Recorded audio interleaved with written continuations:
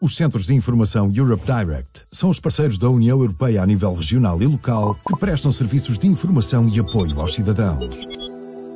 Existem cerca de 450 centros em toda a União Europeia. São, fundamentalmente, pontos de contacto local que fornecem gratuitamente informações e que respondem a perguntas sobre qualquer assunto europeu, ajudando-o a saber quais são os seus direitos enquanto cidadão da Europa. Os centros esclarecem dúvidas acerca das políticas, iniciativas e programas europeus e explicam-lhe como tirar partido das oportunidades proporcionadas pela União Europeia. Como funciona a União Europeia, quais são as iniciativas europeias para promover o crescimento e o emprego, ou como beneficiar dos apoios europeus. Os Centros Europe Direct organizam eventos nas suas regiões, desde conferências a sessões de informação sobre a União Europeia. Visitam escolas e universidades, animam debates e promovem passatempos, concursos e atividades culturais sobre a Europa. Existem 15 centros Europe Direct em Portugal, distribuídos de norte a sul do país, incluindo regiões autónomas. Vai viajar, viver, trabalhar, estudar ou fazer negócios em qualquer país da União Europeia? Dirija-se ao centro Europe Direct mais perto de si e saiba quais são os seus direitos.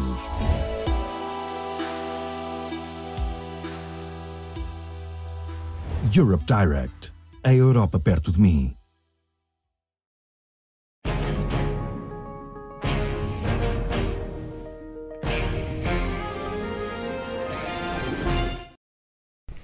Sejam bem-vindos ao ciclo de debates dedicado às eleições europeias 2019, organizado pelo Centro de Informação Europe Direct de Aveiro, em parceria com o Canal Central.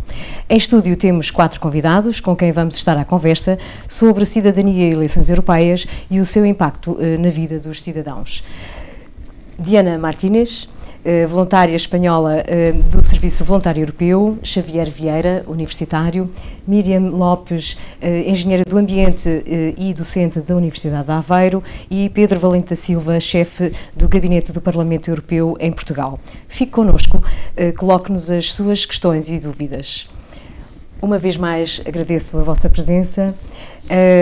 Começo já por colocar o primeiro desafio ao Pedro Valente da Silva. Estamos precisamente a 2 meses das eleições europeias, que decorrem em Portugal a 26 de maio. Melhor combinado era impossível, estamos a 26 de março. Pode elucidar-nos sobre o papel que desempenha enquanto representante do Parlamento Europeu em Lisboa, as funções do Parlamento e a importância deste na vida dos cidadãos? Muito bem, muito obrigado, Maria Manuela Azevedo, e agradeço muito à Eva e ao Canal Central por mais esta oportunidade de estar aqui presente. É um prazer estar de volta a Aveiro e, portanto, vou agora, enfim, brevemente elucidar um pouco o papel do Parlamento Europeu em termos da construção europeia.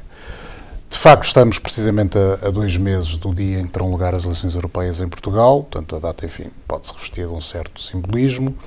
E, no fundo, muitas vezes coloca-se a questão qual a importância das eleições europeias, se as eleições europeias não serão assim uma espécie de eleição de segunda divisão, quando comparado com outro tipo de eleições, sejam as eleições legislativas, as presidenciais, as locais, em que há uma grande proximidade entre os eleitos e os eleitores, mas, de facto, enfim, tentando usar uma linguagem o mais simples possível, sem ser simplista, o Parlamento Europeu, enfim, desempenha uma função muito, muito importante, porque desde logo está em pé de igualdade com o Conselho da União Europeia, onde tem assento os representantes dos Estados-membros, através dos respectivos governos, e faz com que o Parlamento Europeu e o Conselho aprovem tudo o que é legislação europeia.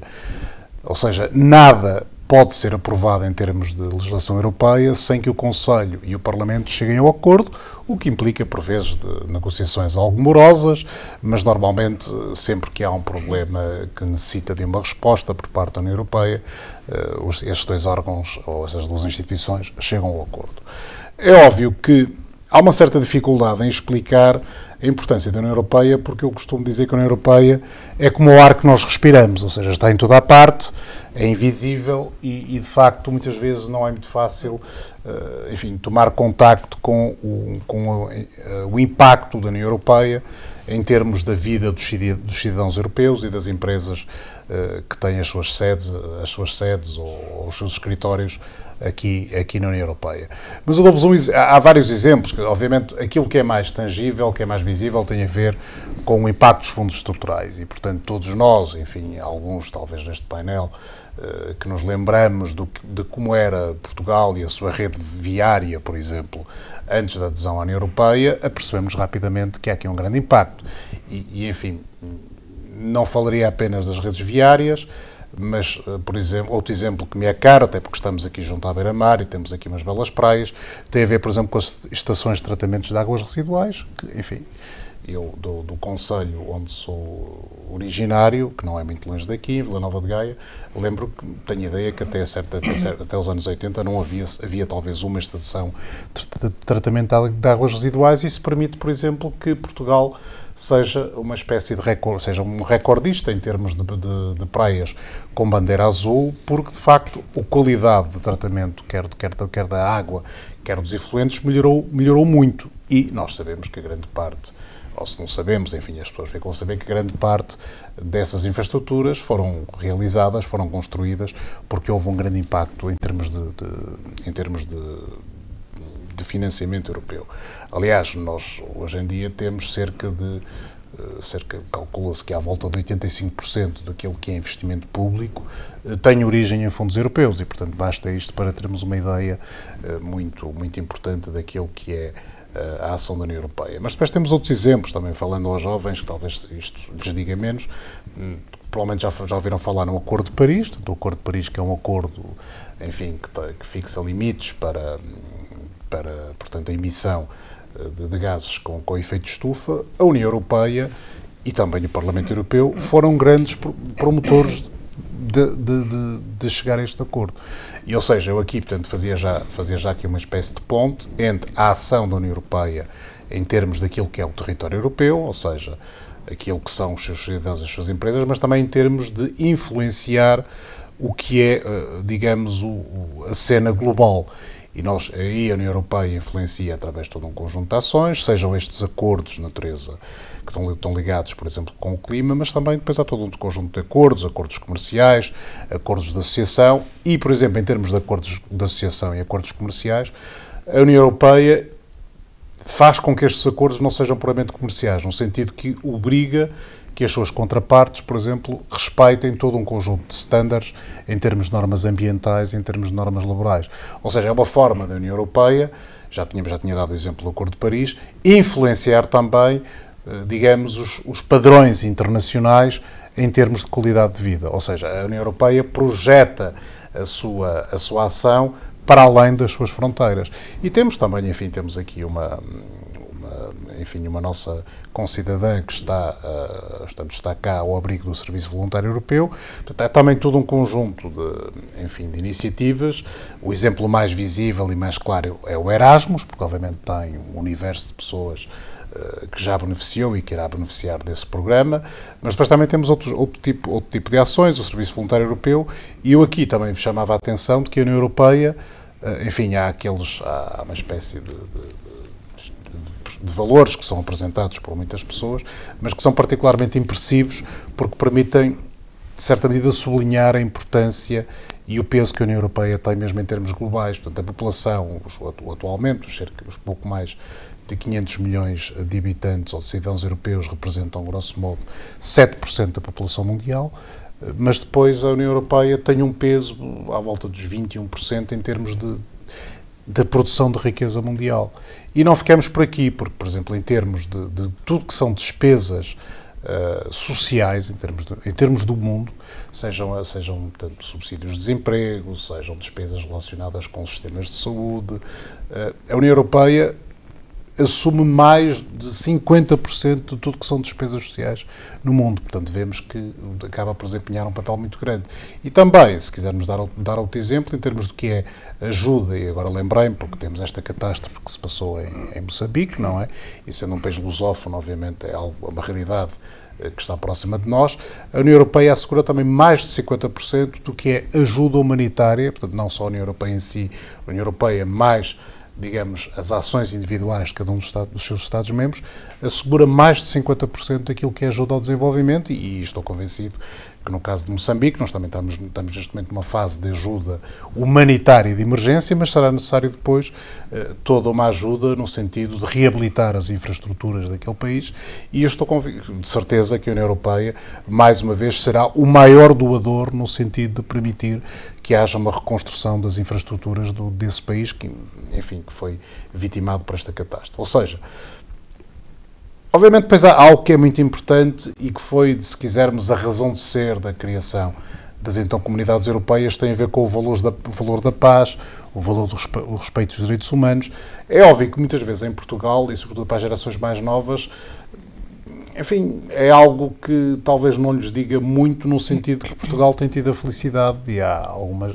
Enfim, Portugal não participou na Segunda Guerra Mundial, não é? Portanto, alguns dos nossos familiares participaram, enfim, nos anos 60, 70, na Guerra do Ultramar, mas, enfim, era uma guerra que não se travava em território europeu e, portanto, é algo que nós não nos devemos esquecer, mas muitas vezes eu compreendo que é difícil motivar as pessoas, talvez, a votar nas eleições europeias, porque a preservação da paz foi, talvez, a razão principal que deu origem à criação dessas mesmas comunidades europeias, mas é algo que nós nunca devemos ter como completamente adquirido, porque nós sabemos, enfim, que não muito longe da Europa, tivemos nos anos 90 a Guerra dos Balcãs, não muito distante aqui, temos conflitos, digamos, há quem diga até que é uma espécie de anel de fogo ou semicírculo de fogo a sul da Europa e a leste da Europa, portanto também não devemos pôr completamente de lado esse valor que é o valor fundamental e que permitiu que praticamente estamos com 7 décadas de ausência de grandes conflitos na Europa, o que é um recorde absoluto, porque todos os outros 1000 anos ou 2000 anos de história da Europa tal nunca se tinha verificado. Está em curso a campanha, desta vez ao voto, exatamente para impulsionar uma maior adesão nestas eleições europeias. Qual é a análise que faz? Nós temos tido resultados bastante interessantes, ou seja, essa campanha, qual é o objetivo dessa campanha?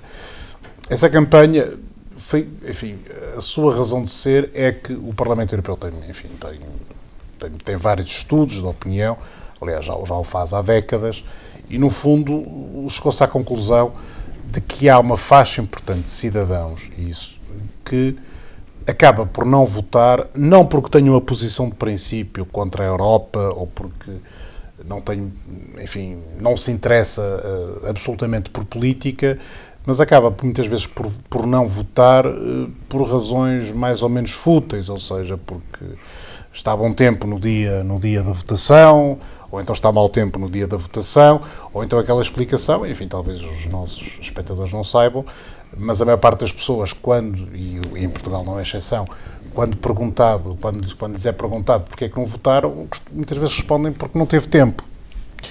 Enfim, o que não deixa de ser uma resposta um bocado estranha. No caso, em Portugal, as urnas estão abertas desde as 8 da manhã até às 7 da tarde e vota-se um domingo, ao contrário de alguns países europeus que votam, digamos, durante a semana laboral.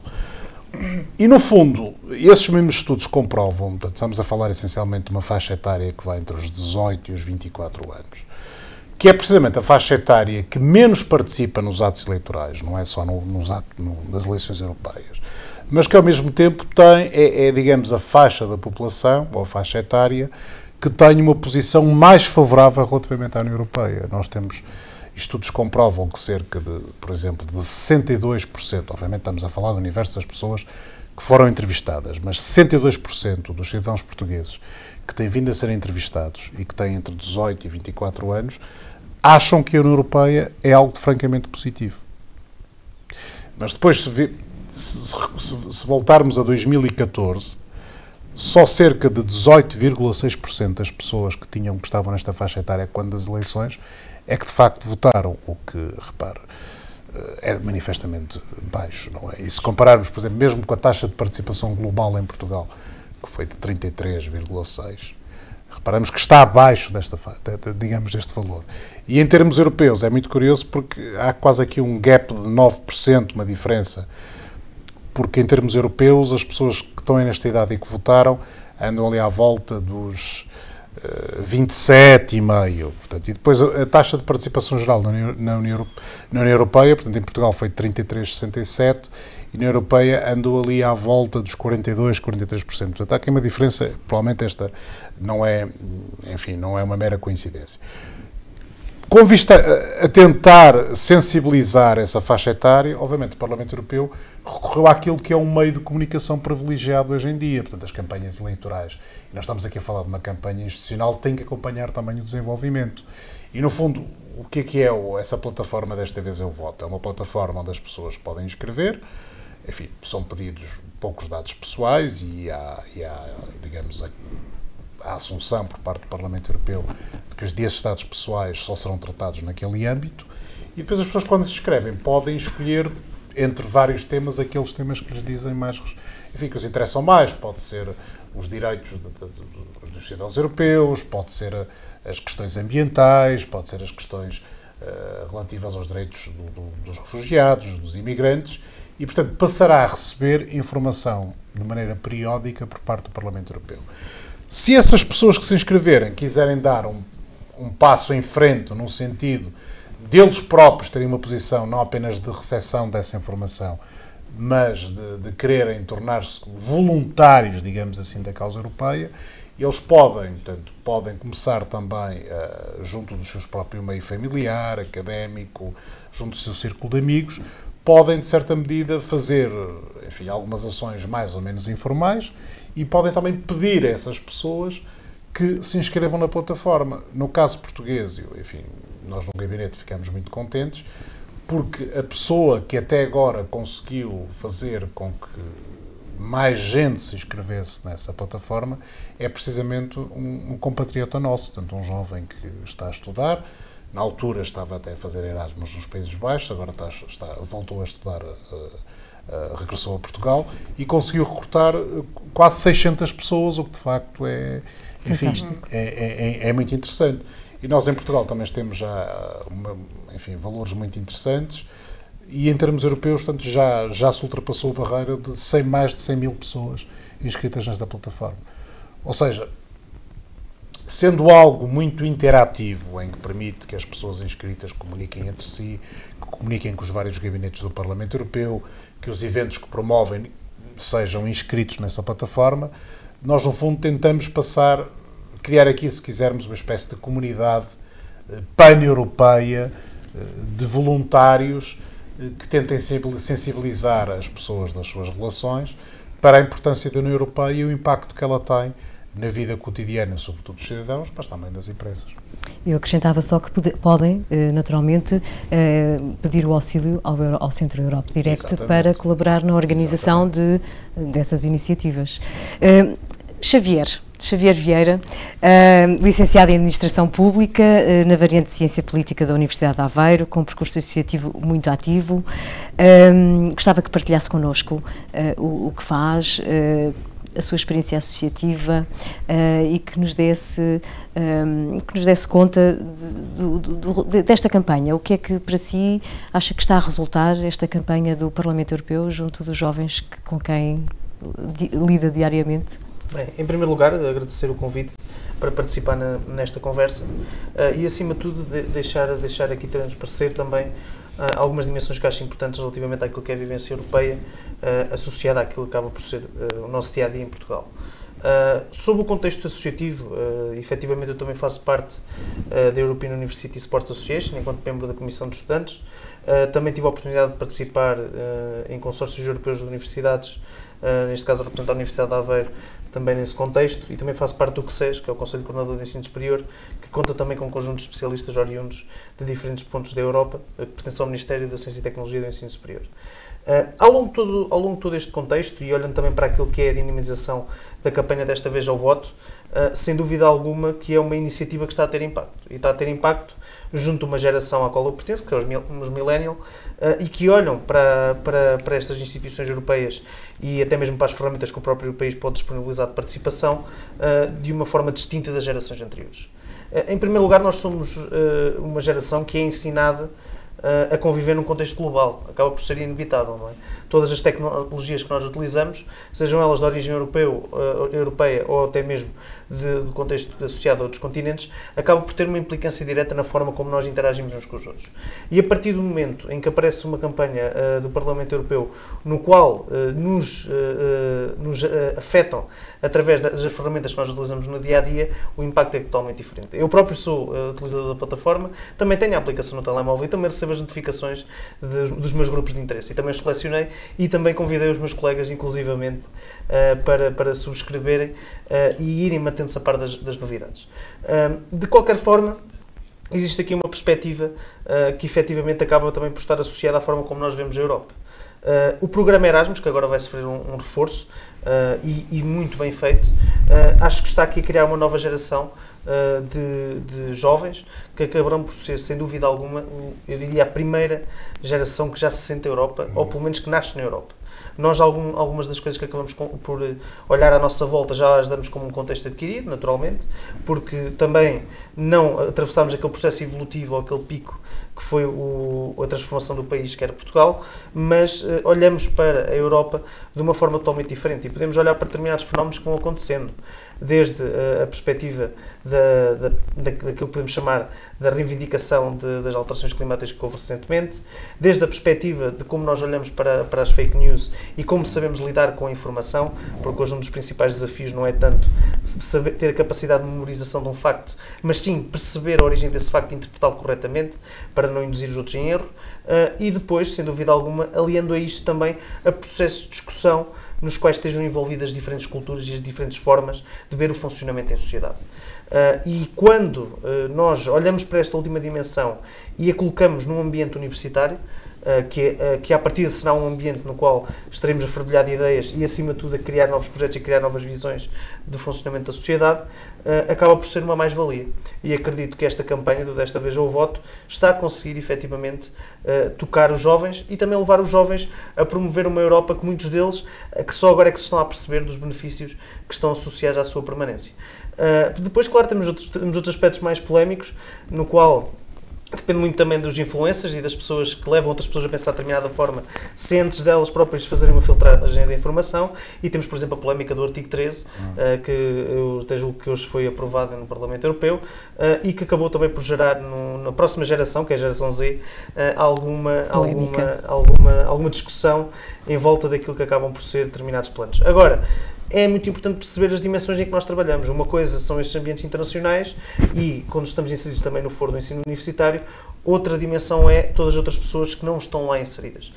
E acho que esse é o principal desafio. Curiosamente, houve uma iniciativa por parte do Conselho Nacional da Juventude, da Universidade de Aveiro, que era o ID Europa, também, penso que também está correlacionado com o Parlamento Europeu, e foi muito interessante ver ali um conflito geracional, que foi os jovens que estavam a dar a sua opinião sobre a Europa, todos eles bastante positiva, mas depois perguntaram a uma senhora de outra geração que lá estava qual é que era a sua opinião. E, efetivamente, ela demonstrou o contrário.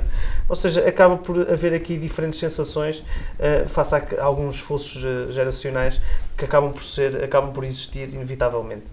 Mas no que toca à nossa geração, não tenho dúvidas nenhumas que é uma geração que defende a Europa, é uma geração informada, ao contrário do que a maioria das pessoas possa imaginar, e mais facilmente acede àquilo que acontece no mundo e na Europa muito mais rápido do que as gerações anteriores, e isso também leva a que tenhamos cada vez mais cuidado, ou pelo menos que as instituições democráticas tentem perceber de que forma é que podem fomentar a política pública para que não estejamos aqui a enviesar aquilo que as pessoas pensam. Diana Martínez, és voluntária do Serviço Europeu.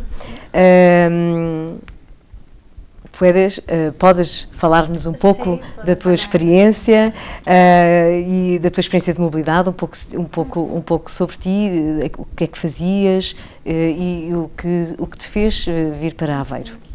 Eu creio que esta experiencia de mobilidade europea é muito positiva para todos os jóvenes, porque poden conocer outras culturas, outras línguas, outras persoas, convivir, y esto es gracias a que hay una unión entre países, ¿no? Sí. Y podemos movernos libremente sin muchas complicaciones, sin dificultad, sí. E o que fazias antes? Portanto, estavas a estudar? Sí, eu estudié Traballo Social na Universidade Complutense de Madrid e terminé el ano pasado. Como no estaba desempregada en España, decidí candidatarte. Sí, candidatarme al Servicio de Voluntariado Europeo. E quais foram as expectativas? Las expectativas principalmente fueron aprender a vivir sozinha, ¿no? A desenvolverme en otra cultura, con... Aprender o português também, não é? Também, sim. Só fico aqui 2 meses, mas já percebo... Estás cá só há 2 meses? Sim, 2 meses. E vais ficar quanto tempo mais? 10 meses. No total 10 meses? Sim, no total 10 meses. 10 meses. Sim. E quais são os benefícios que a União Europeia te proporciona para, ou que estão incluídos, portanto, neste Serviço Voluntário Europeu? Principalmente eu creo que poder estudiar e viajar sem dificuldade, poder conhecer muitos países. Mas tens encargos, despesas com o serviço voluntário? Sí. ¿Tienes que pagar algo para...? No, es totalmente gratuito. Sí hay una selección con tus estudios, tu formación académica, pero es totalmente gratuito. E é interessante a vivência? Sí, muy interesante y muy positiva. Para todos, eu recomendo. Estás com vários jovens, não é? Sí, estamos a convivir varios jóvenes de diferentes países de la Unión Europea. Estamos 2 españoles, 2 italianas e uma austríaca. Sí. E está a correr bem? Sempre a falar em línguas diferentes? Sim, todos percebemos já as outras línguas, percebemos italiano, percebemos português, alemão, não? Mas... o inglês. Sim, o inglês. Sim. O inglês. Nestas, portanto, gostava de saber a tua opinião relativamente aos projetos de mobilidade.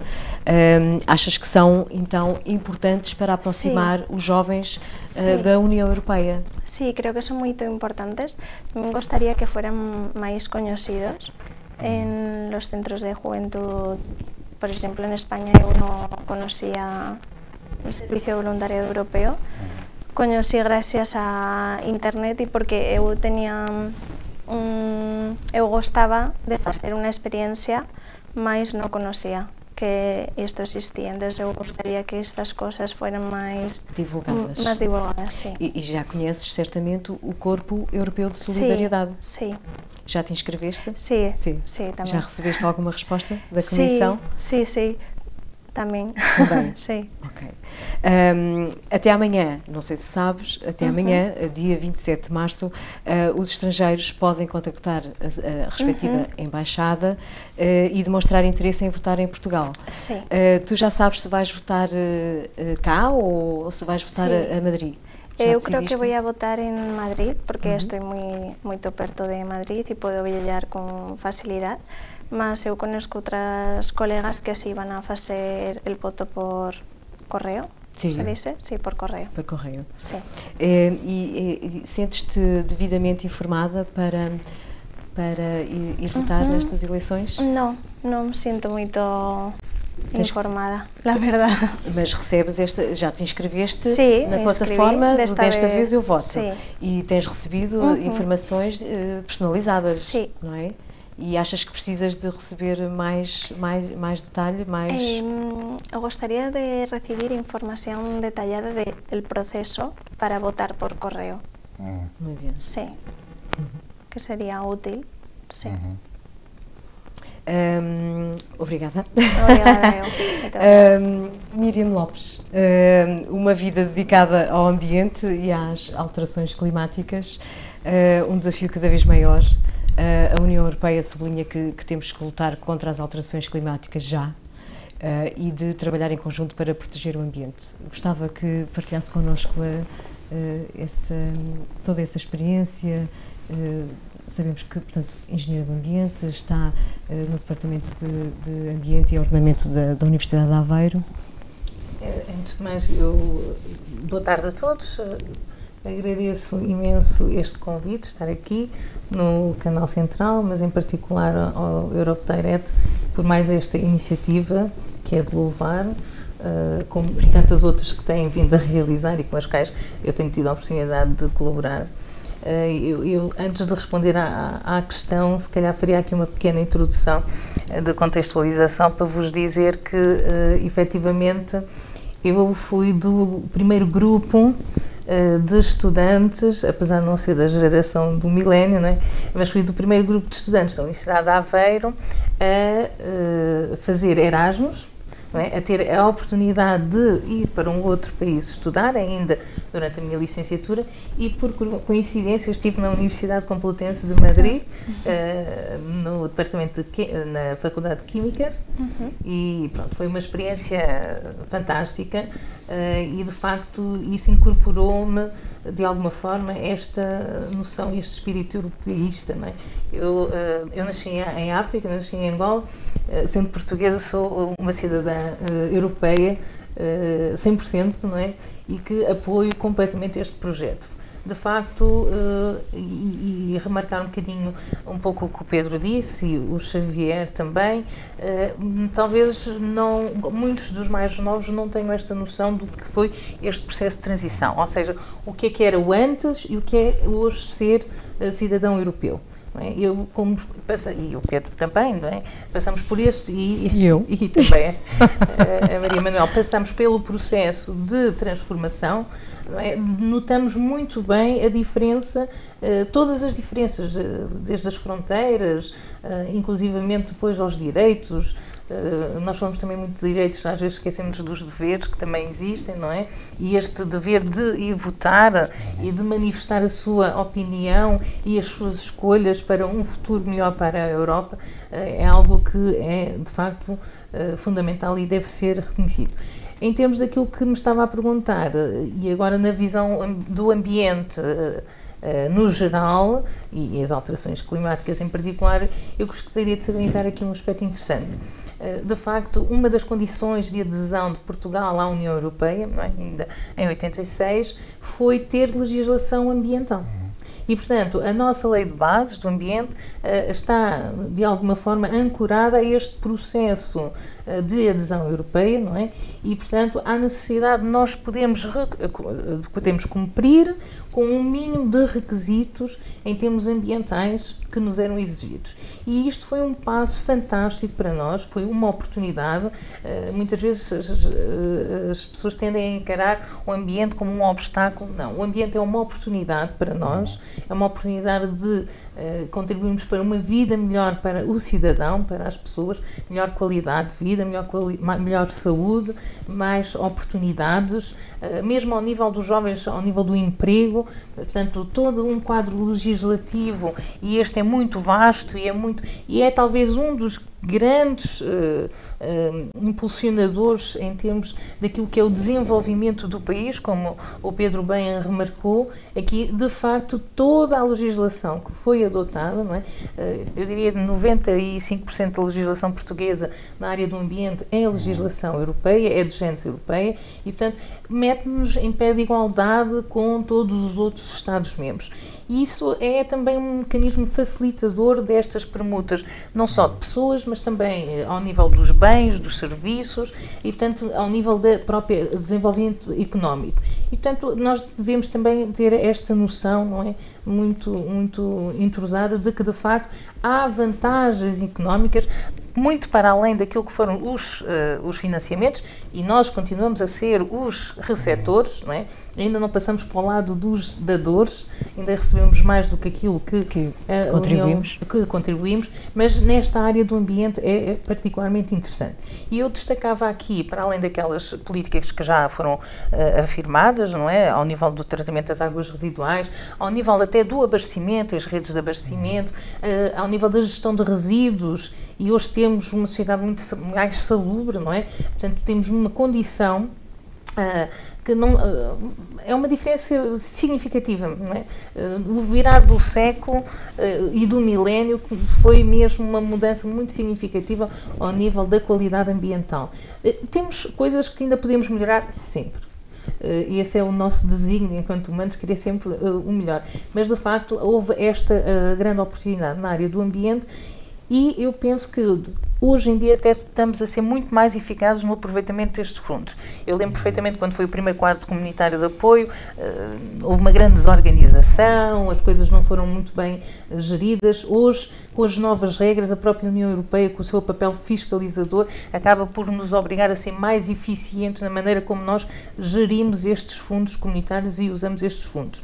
E na área das climáticas eu destacava aqui esta ligação que é fundamental entre a política climática e a política energética. Nunca não as podemos dissociar e também do papel da União Europeia em termos internacionais. Se temos ou tivemos um protocolo de Kyoto assinado, isso deveu-se à União Europeia e ao papel que a União Europeia teve ao assinar e ratificar o protocolo de Kyoto em Joanesburgo, na cimeira do Rio+10, e foi, de facto, com este papel e com as negociações com a Rússia, conseguiu depois trazer a Rússia para este processo negocial e conseguiu que o protocolo entrasse em vigor, independentemente de estar lá ou não os Estados Unidos, não é? Mas isto mostrou que, de facto, gerou-se aqui um ímpeto e uma energia e um processo de não retorno. As climáticas passaram a estar na agenda política para vários Estados, mesmo aqueles sem obrigação. Portanto, países em desenvolvimento que não têm ou não tinham na altura obrigações, agora com o Acordo de Paris as coisas são um bocadinho diferentes, eles passaram a estar envolvidos neste processo. Passaram também a manifestar interesse e opinião e, mais do que isso, a criação dos fundos de compensação, o Fundo de Carbono, por exemplo. Eu, há 2 dias, li uma notícia, por acaso, muito interessante, de um jornalista, não consigo precisar quem, que dizia: a União Europeia não está a apoiar Moçambique. Os portugueses não apoiam Moçambique. Nós estamos a compensá-los pelos danos que causamos devido às alterações climáticas e ao nosso contributo para as alterações climáticas. Se calhar também estas mudanças de perspectiva são importantes num contexto europeu, não é? E de quem quer estar na liderança da negociação de todos estes processos. Não tenho dúvida que as alterações climáticas são um desafio importantíssimo, são o maior desafio a esta geração e a geração do milénio, e nesse sentido dizer-vos também que achei e já tive a oportunidade de partilhar aqui com Xavier, nós somos colegas temos assento no Conselho Geral da Universidade de Aveiro, não é? E portanto temos esta vantagem de poder conviver, não é? Por algum tempo, mas dizer também que efetivamente este levantamento destes jovens desta maneira, para mim foi uma coisa fantástica, porque veio mostrar que existe cidadania efetivamente. Nós temos a ideia que os jovens não estão interessados, os jovens não se preocupam com os problemas, os jovens não querem votar, os jovens não querem saber, estão mais preocupados com... Não, eles querem saber, eles estão interessados. Eles não são envolvidos, como o Xavier disse, não são envolvidos da maneira certa. Então, eles foram capazes de se organizar, de se mobilizar em torno de um objetivo comum, de fazer escolhas, de deixarem as aulas e irem para a rua, protestar, e nesse sentido até nos deram algumas lições interessantes. A greve dos jovens, a greve climática dos jovens, é um bocadinho diferente para mim das greves, por exemplo, dos professores, e eu não estou aqui a fazer nenhuma crítica específica à greve dos professores, mas uma greve não é ficar em casa ou ficar... Uma greve é ir para a rua protestar, não é? É fazer disso uma bandeira, não é?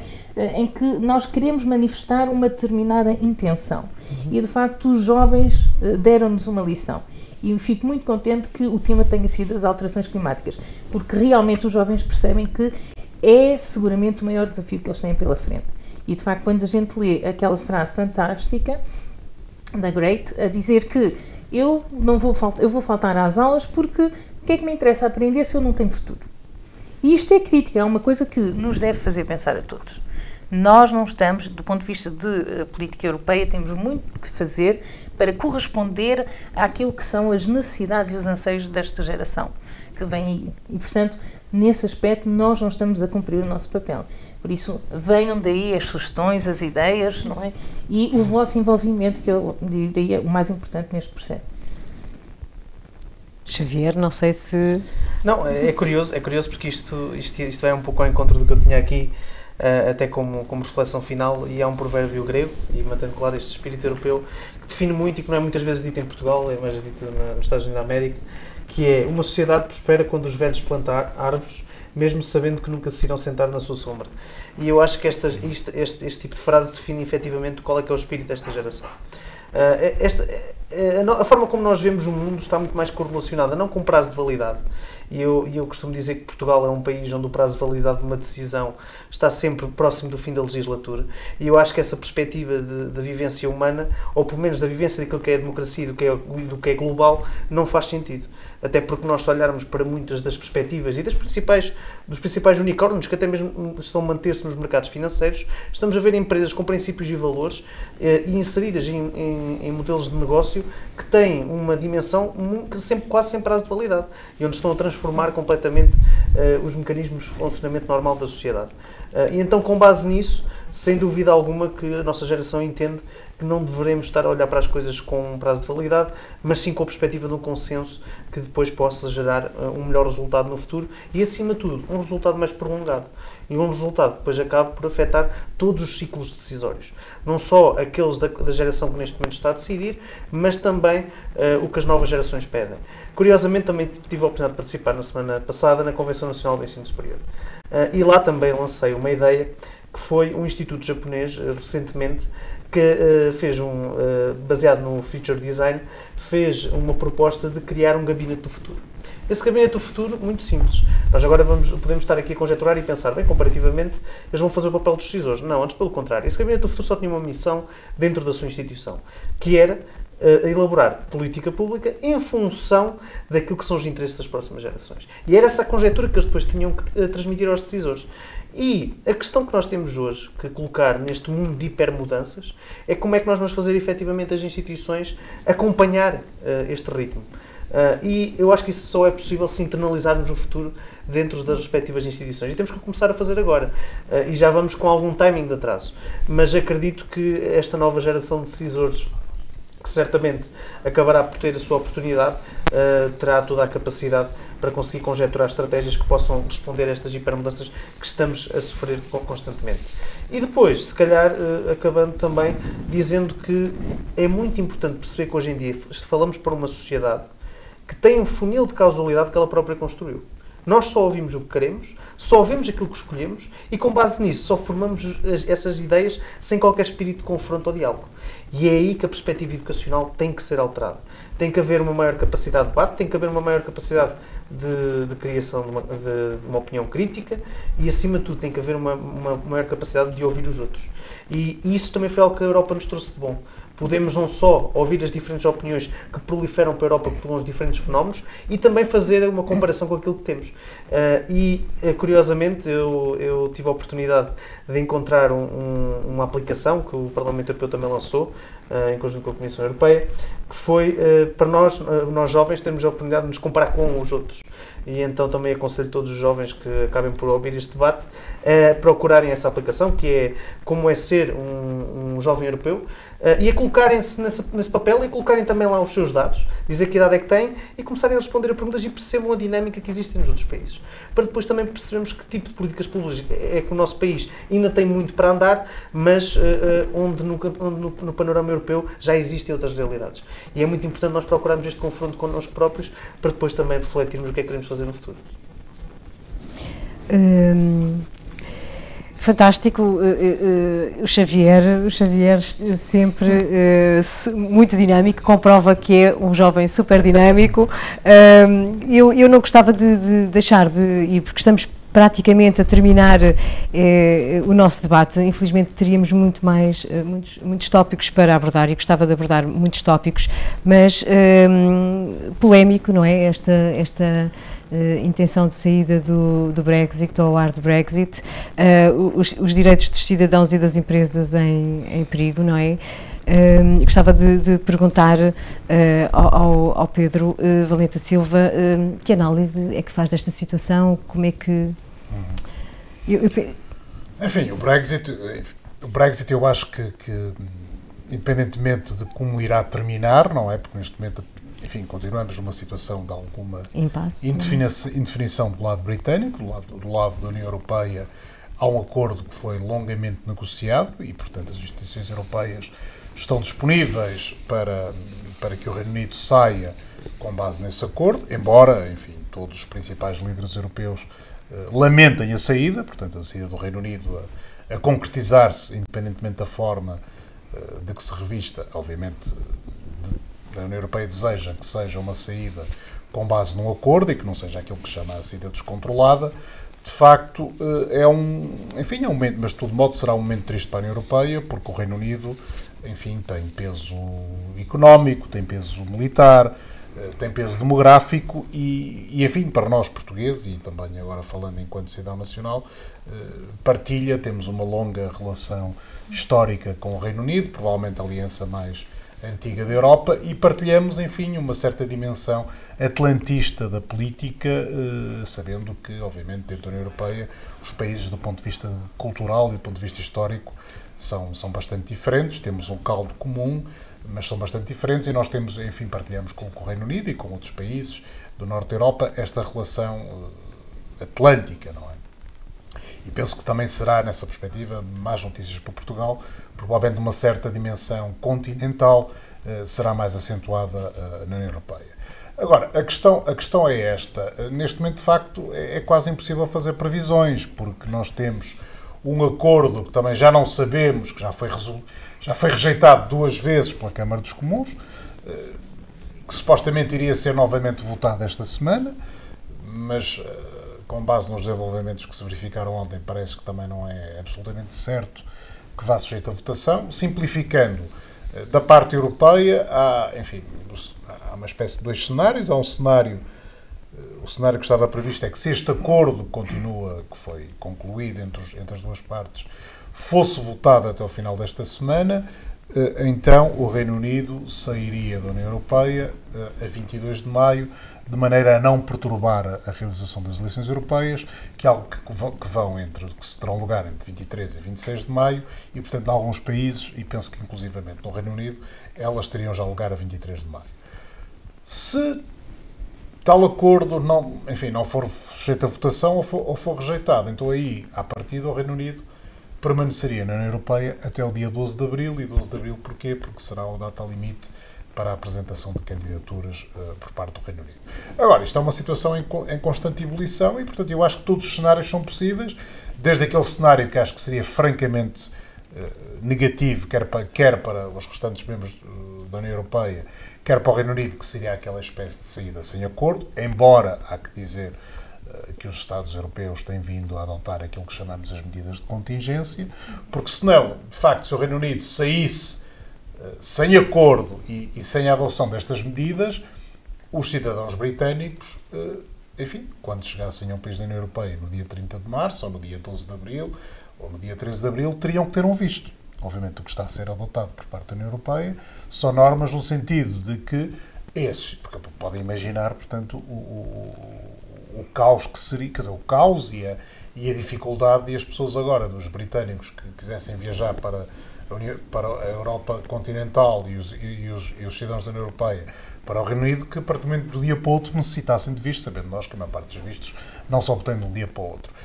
Agora, o que tem vindo a ser tomado é que há todo um conjunto de medidas que têm vindo a ser adotadas pelos Estados-membros no sentido de evitar, portanto, uma situação de ruptura no dia, neste caso já não seria o dia 30 de março, mas o dia 12 de abril. E, portanto, basta pensar no que é o movimento de mercadorias entre o Reino Unido e a Europa continental, basta pensar, enfim, nas viagens de avião, porque há acordos com vista ao transporte aéreo e, portanto, na ausência destes acordos, os aviões que voassem sobre a bandeira de companhias britânicas também não poderiam automaticamente aterrar e vice-versa. Nós temos, por exemplo, ao lado da companhia Iberia, portanto, que faz parte de uma grande companhia juntamente com a British Airways, e, portanto, há todo um conjunto de medidas que já foram adotadas individualmente pelos Estados-membros ou que estão em vias de ser adotadas, no cenário de evitar esta espécie de cenário mais ou menos apocalíptico. Agora, também não é de excluir, enfim, que o Reino Unido saia com o acordo tal como ele está, ou até venha a pedir uma extensão, mais uma vez, deste prazo, no sentido, eventualmente, de negociar um acordo com outras facetas. Porque, enfim, também já não falta muito para o dia 12 de Abril, não é? Agora, voltando só a algumas coisas que foram aqui ditas, e penso que é útil frisar, para além das aplicações que foram referidas, há outra aplicação que se chama O que a Europa faz por mim, que se não consultaram, portanto, quer aqui os meus companheiros de painel, quer os nossos espectadores, é um site que foi criado pelo Parlamento Europeu com vista a dar exemplos práticos da atuação e dos benefícios que resultam para os cidadãos e para as empresas da pertença à União Europeia. E, por exemplo, tem, digamos, duas grandes subpáginas, uma que tem a ver com a divisão territorial europeia, ou seja, todas as regiões da Europa, incluindo o Reino Unido, e no caso, portanto, não corresponde, por exemplo, à área das comissões de desenvolvimento regional, portanto, é uma área mais micro, em que portanto, nós podemos ir lá, carregamos na área em questão, e aquilo aparece, sensivelmente, o que corresponde a uma página A4, com todo o conjunto de medidas ou de iniciativas que existem e que resultam da ação da União Europeia. E, portanto, depois também há uma série de links, se quisermos mais informação. Depois, há outro site que também é bastante interessante e dá informação prática sobre os procedimentos eleitorais, e tendo em conta o que a nossa companheira de painel disse relativamente a uma certa falta de informação, e salvo erro chama-se europeanelections.eu, depois existe em todas as línguas oficiais, e permite que as pessoas tenham informação sobre, por exemplo, no seu caso, sendo cidadã espanhola, vem lá a informação compilada de como pode votar estando a residir no estrangeiro. Ou seja, esse site existe, foi todos os gabinetes que nós contribuímos com a parte relativa a Portugal, mas também tem, por exemplo, lá a possibilidade de ver um cidadão europeu que está a residir em Portugal, como é que pode eventualmente votar nesse país. Portanto, a informação existe, eu aproveito para dizer. Temos também, para além do Desta Vez Eu Voto, temos este site, portanto, o que a Europa faz por mim, que tem essa parte das regiões, e depois tem outras fichas informativas de natureza mais socioeconómica, que até pode ir, por exemplo, o que é que a Europa faz em prol, vou só dar dois exemplos, em prol das pessoas que sofrem diabetes, por exemplo, o que é que a Europa faz em prol dos apicultores, dos criadores de abelhas. Portanto, tem todo um conjunto de informações. E temos também esse sítio das eleições europeias, que permite, portanto, que as pessoas tenham uma informação de natureza mais prática da forma como podem exercer o seu direito de voto. Temos mesmo que ficar por aqui. Eu agradeço imenso a vossa presença. Marque na agenda 26 de maio. Marcamos encontro em abril para o segundo debate dedicado às eleições europeias. Acompanhe as redes sociais e em www.europe-direct-aveiro.aeva.eu. Muito obrigada, até à próxima.